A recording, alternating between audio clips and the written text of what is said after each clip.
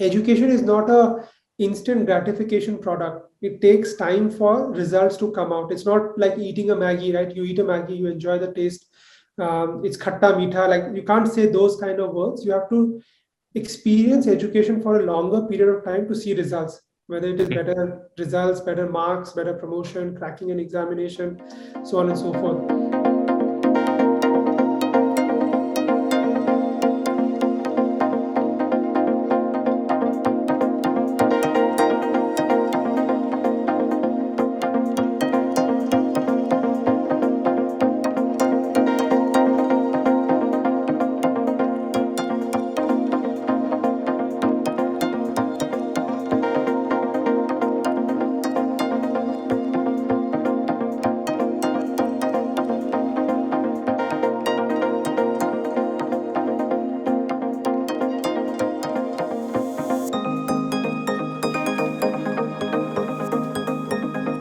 There are three areas in which these practices typically creep in. The first is largely around aggressive selling, that sometime in the push for making a product and being purchased, you do end up aggressively pushing the product to the consumer, to the end user, whether they need it or they don't need it. There's an aggressive push that happens. And that's where the sales practice becomes sort of slightly inappropriate.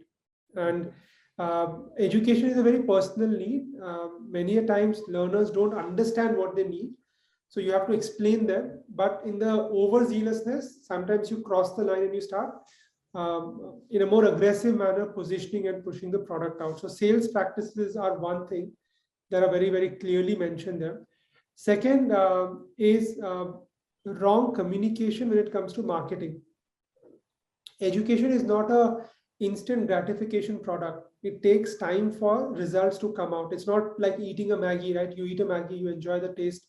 It's khatta meetha. Like you can't say those kind of words. You have to experience education for a longer period of time to see results, whether it is better results, better marks, better promotion, cracking an examination, so on and so forth.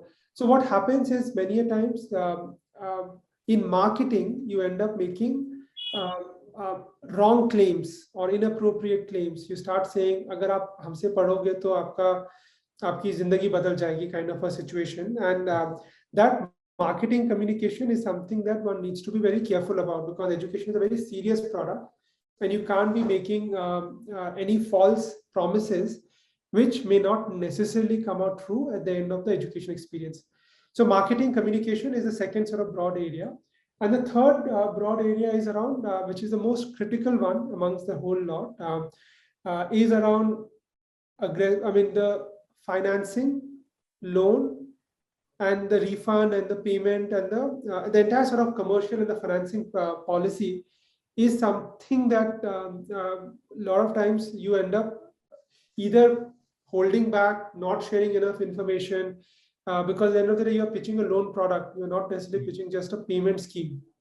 Right. I think between sales, marketing, financing, and loan are the three areas in which many a times malpractices or wrong practices do creep in, because I think all of them are related to revenue and sales. And that's the thing that one needs to be very careful about, that you're not putting out incorrect messaging on sales.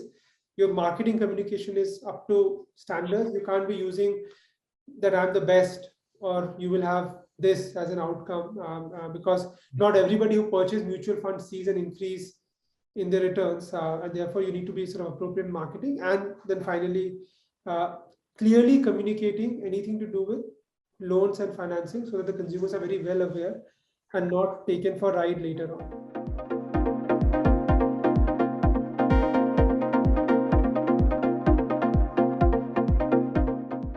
The way the grievance, it's a two-tiered approach, Ritika. So what the way it will happen is any consumer will sort of anyways reach out to any company directly, but there is a central entity, which is the Indian EdTech Consortium, where you can reach out to with your complaint against any EdTech companies or for any of the practices that we have mentioned there.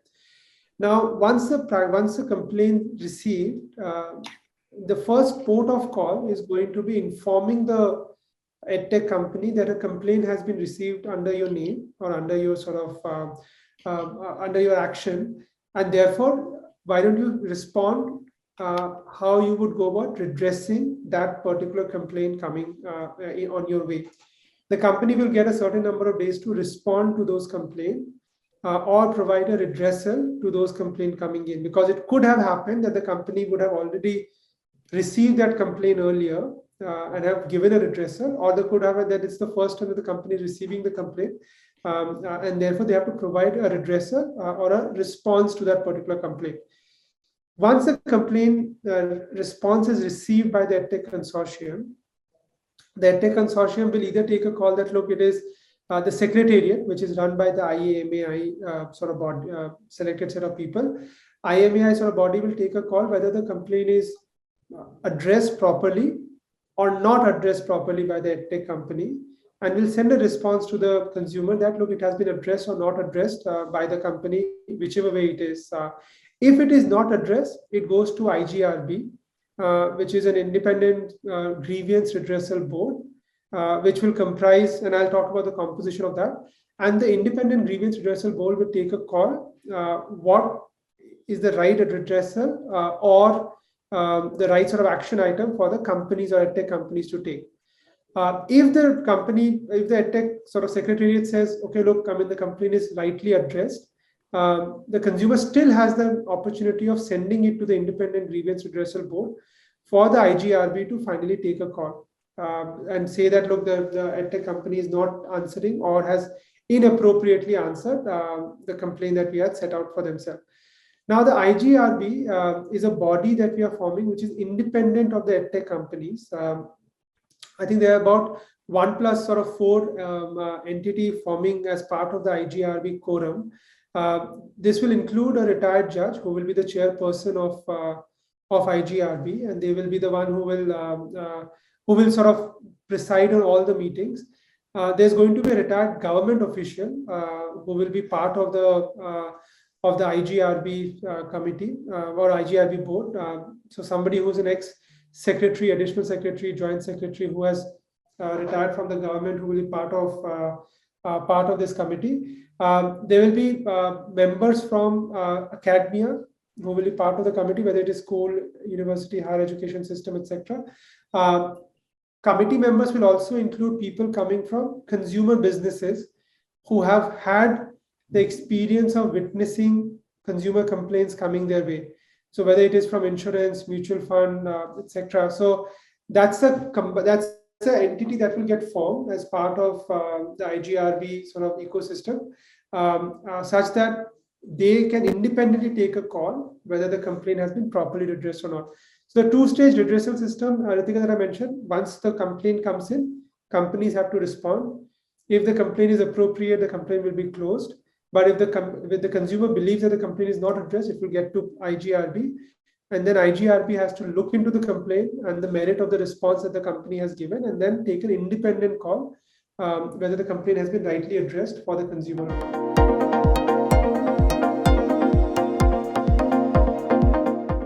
At the current point of time, it's not part of the IC set of guidelines, as I was mentioning to Ritika, that look, if those set of complaints start coming in, because sometimes these could be very sensitive in nature, I think IC will add as part of their mandate. We looked at most of the complaints, and when we review the data, we realized that these complaints, what we chose so far, would cover a larger aspect of it. But you are right that, look, for us, we need to keep our eyes and ears open, and as and when the complaints from those lines come in, we will have to put certain guidelines or certain frameworks there. At this stage, it's not covered, but I guess, I mean, it's not set in stone. It's not going to be, this is it from a IEC perspective, and we'll keep on reviewing it on an ongoing basis.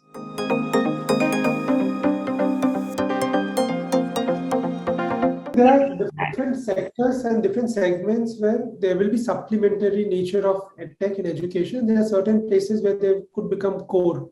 And there are global phenomena on that, Ritika, all over the world. The younger you go, EdTech remains mostly supplementary, because that human interaction and that sort of face-to-face interaction is necessary for the growth of the individual. As you grow slightly senior, let's say once you get to test prep, etc., EdTech can become core and not necessarily supplementary, because there, instead of you going to a quota, or you going to a Hyderabad or a Patna to get educated, you can study from the best faculty member online.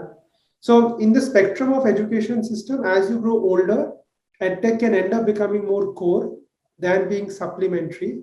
Younger age group, it is mostly supplementary. Older age group, it gets more and more core.